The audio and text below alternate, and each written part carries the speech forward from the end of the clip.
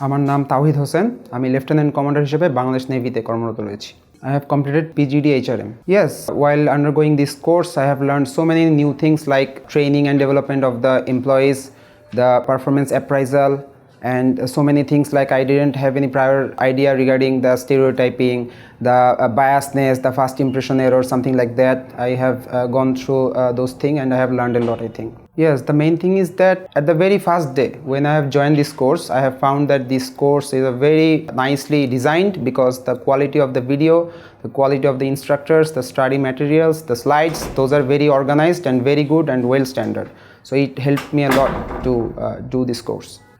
Yes, I have one recommendation that I need to say, that is we have gone through the whole course for 6 long months, but we do not know our course mates each other. So I think that BiMS should take care regarding these issues so that we, the graduates, we are connected, because unity is strength, I think.